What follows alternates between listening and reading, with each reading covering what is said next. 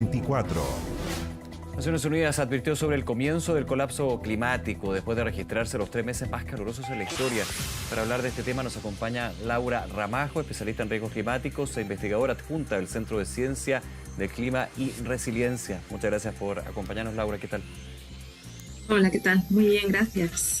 Son varias las alertas y más bien los llamados a conciencia que ha hecho Naciones Unidas en pocos meses, digamos, con respecto a esta situación, cuando se hablaba de ebullición climática y ahora este nuevo informe. ¿Cómo tomarlo y también dentro de actualizar lo que hemos visto en los últimos meses también con los efectos de este cambio climático en fenómenos meteorológicos, por ejemplo? Sí, la verdad es que ahora mismo el planeta en los últimos meses se enfrenta a una situación climática bastante extrema, ¿no? Hemos visto desde incendios en el hemisferio norte, inundaciones en el hemisferio sur, ahora España y ahora Grecia y Turquía están sufriendo grandes inundaciones también por lluvias torrenciales, ¿no?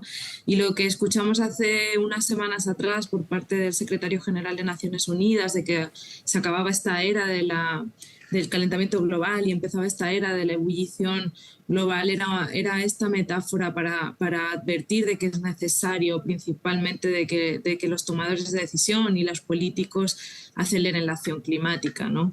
Y que es en lo que vamos lento, ¿no? Porque tenemos este espacio pequeño para tomar decisiones y para arreglar todos estos problemas que tenemos para evitar los impactos.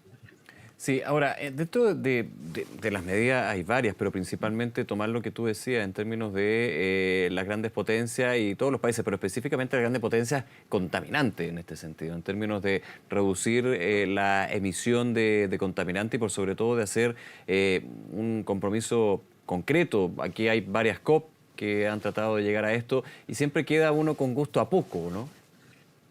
Sí, la verdad que sí. Bueno, es reconocido y es aceptado de que hay potencias, hay países que son mucho más emisores que otros, ¿no? Y por supuesto, y también nos quedamos, como tú dices, con ese mal sabor de boca, de esa necesidad de que vemos que en cada una de estas convenciones no se toman las medidas adecuadas o lo suficientemente urgente. Y yo creo que por ahí va este mensaje de Antonio Guterres, ¿no? De advertir de que en la próxima COP se tienen que tomar estas medidas específicas porque finalmente los países que menos emiten son los que más están sufriendo los efectos de estos eventos extremos. Ahora, desde la señal y más bien el diagnóstico que hace Naciones Unidas, hace y apunta a lo que han sido los últimos meses y los efectos en términos de las catástrofes meteorológicas, podríamos decir. Ahora, hay un mundo que es negacionista del cambio climático y dice esto no tiene que ver, esto es una cosa más bien del ciclo. ¿Cuánto es la directa relación que tiene las inundaciones, la situación de incendios forestales con este aumento en la temperatura global? Sí, es que lo que hay que pensar es que el cambio climático es un problema más complejo que solo estos fenómenos meteorológicos o Perfecto, climáticos, ¿no? O sea, eso hay que empezar por ahí. muy bien. Porque un fenómeno meteorológico extremo o climático en una zona no habitada no hace nada, no genera desastres ni catástrofes, ¿no? Entonces, el cambio climático son las amenazas climáticas, pero también es la parte de la vulnerabilidad y la exposición, y eso lo ponemos nosotros como sociedad, y retroalimenta el sistema y finalmente también genera que estas amenazas o estos eventos extremos sean más frecuentes o intensos. ¿Qué tenemos que ver? Que, bueno, estas amenazas el IPCC lo dejó claro en sus últimos Sí, claro. reportes el año pasado, del parte del sexto ciclo, y es que estas amenazas, estos eventos extremos van a ser más frecuentes y más intensos, pero tenemos características que nos hacen vulnerables, ¿no? Lo hemos visto en Chile, construir en zonas no adecuadas, o sea, estas lluvias intensas que se sufrieron en la región de Valparaíso, si no hubieran construido en la zona de las dunas, no hubieran causado a lo mejor el daño, ¿no? Entonces, ahí es donde tenemos que mitigar, y es verdad, tenemos que reducir nuestros Claro. gases de efecto Laura, invernadero, pero tenemos que solucionar los problemas. Perdón, para sintetizar un poco el análisis que nos entregas, echarle toda la culpa al cambio climático es mirar solamente una parte del problema, cuando efectivamente hay que abordar... Es que sí, es cambio climático global, ¿no? claro. Es que la vulnerabilidad y la exposición retroalimenta el sistema. O sea, nosotros nos hacemos vulnerables al usar los ecosistemas, por ejemplo, de mala manera o de manera no sostenible. Y cuando tenemos ecosistemas intervenidos o degradados emiten emisiones, ¿no? Hay que verlo esto como un ciclo. Tenemos que atajar el problema desde las dos vías, desde la mitigación, pero también la tenemos que desde la adaptación, y eso es reducir la vulnerabilidad y los riesgos. ¿Cómo se lleva eso a cabo, el diagnóstico que se tiene que hacer ahí? ¿Cómo llegamos a buscar las soluciones? Ujú. Sí, bueno, las soluciones son varias, ¿no? Desde la mitigación buscamos hacer esta transición hacia estas energías más verdes, a reducir el consumo de la quema de combustibles fósiles o a proteger estos ecosistemas que actúan como reservorios de carbono, por ejemplo, ¿no? Y desde la adaptación hay múltiples acciones que van desde la educación, pero también desde el cambio en las políticas públicas, como por ejemplo cambio en nuestros ordenamientos territoriales, donde se prohíba definitivamente construir sobre estos ecosistemas que son tan vulnerables y que es muy riesgoso vivir ahí, ¿no? Y vienen también desde cambios en las costumbres, en los usos de los ecosistemas, en la generación de áreas marinas o de áreas protegidas en general, porque los ecosistemas sanos son ecosistemas que tienen más funciones y que eviten que entremos en riesgo, por ejemplo, de crisis hídrica o de crisis alimentaria. Hay múltiples y todas estas tienen que conversar entre ellos. Eso es lo importante, ¿no? Y la mitigación sin la adaptación no funciona. Las dos tienen que ir trabajando de manera conjunta.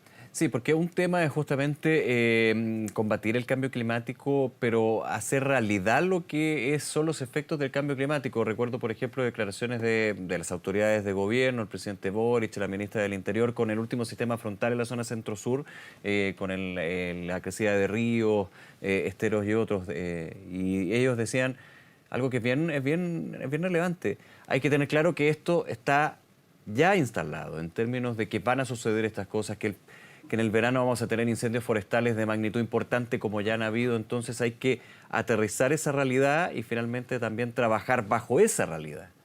Ese es un punto Claro, y ahí está relevante. la prevención. Ahí está Y la ahí es donde prevención. tenemos, y ahí está la prevención, que es una de la parte principal de la gestión del riesgo. Si sabemos que este verano puede ser potencialmente caluroso y sabemos que tenemos zonas que son potencialmente inflamables, porque sabemos que los ecosistemas o como monocultivos, como pasa en el sur, ¿no? Como zonas donde hemos perdido estas especies que son nativas, Claro. que naturalmente evitan que los incendios se propaguen. Sabemos que ahí puede haber un riesgo de incendio, por lo tanto tengo que poner la prevención antes, ¿no? La vigilancia, tener preparado todo para que en el caso de un incendio no se convierta en un mega incendio, como pasó este verano Claro. pasado, ¿no? Y Laura, en este punto, con tu experiencia, ¿se toma conciencia? Porque muchas veces se habla de esto cuando hay una emergencia, pero luego ocurre nuevamente una emergencia y nos damos cuenta, lamentablemente, de que poco se hizo y más bien se analizó y se hizo un diagnóstico. Sí, Es lamentablemente los que pasa estudios mucho. científicos hablan de que la memoria de los desastres se va perdiendo La y memoria de que, los y que desastres, otra así se vez, define. Ya. exactamente, se llama así, y que lamentablemente después de que ha pasado un tiempo la gente otra vez se olvidan de estos desastres hasta que vuelve a ocurrir lo mismo, ¿no? Tenemos varios ejemplos de personas que se fueron a vivir a las zonas de los aluviones de Antofagasta años después, ¿no? O personas que después, por ejemplo, del volcán de Chaitén, De volvieron a Chaitén. las zonas que son peligrosas, ¿no? Ujú. Por potencial. Entonces hay que trabajar sobre esa memoria, hay que levantar esa memoria y hay que permanecerla como parte de la gestión del riesgo.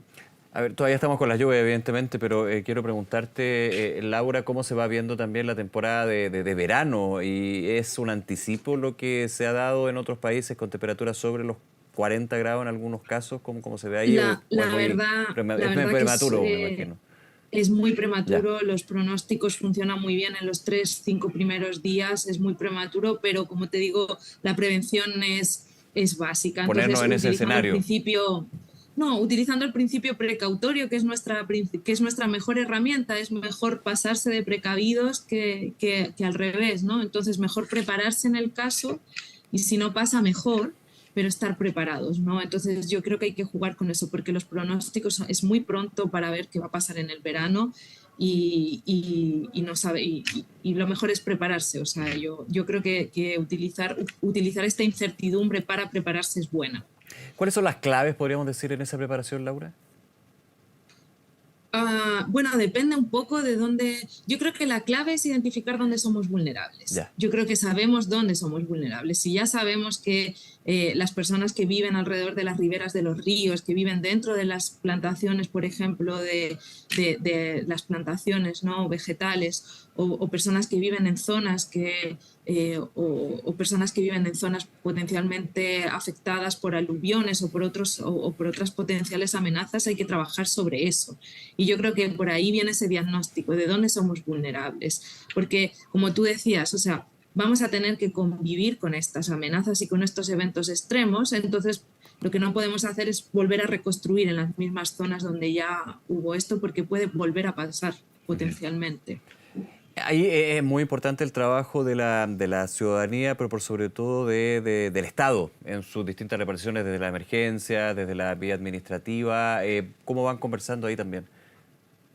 Sí, bueno, Chile ahora está en un periodo, bueno, sabemos que desde la COP25, ¿no? que Chile lideró, ha habido un aumento y un acelerón, ¿no? en la parte de la acción climática. Nosotros tenemos ahora la Ley Marco de Cambio Climático, que es este paraguas, que es sobre la gestión del cambio climático, que involucra a muchos ministerios de manera transversal, etcétera, ¿no? Estamos actualizando, ahora Chile está actualizando sus planes de adaptación y está generando sus planes de mitigación sectoriales. En muchas zonas se están generando los planes de acción climática en las regiones y prontamente en las comunas. Entonces, bueno, desde las políticas se está avanzando bastante también en la parte de la transición energética.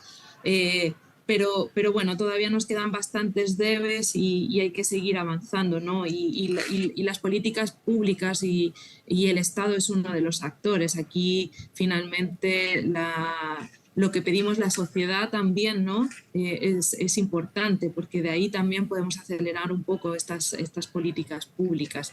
Y por eso el empoderamiento climático de la sociedad, de las personas, es importante, que entiendan los riesgos y que entiendan que son actores claves de cambio también. Claro. Laura Ramajo, nuevamente agradecerte esta conversación y estos minutos para analizar este tema tan importante. Muchísimas gracias nuevamente. Gracias. Que esté muy bien, Laura. Hasta luego. Chao.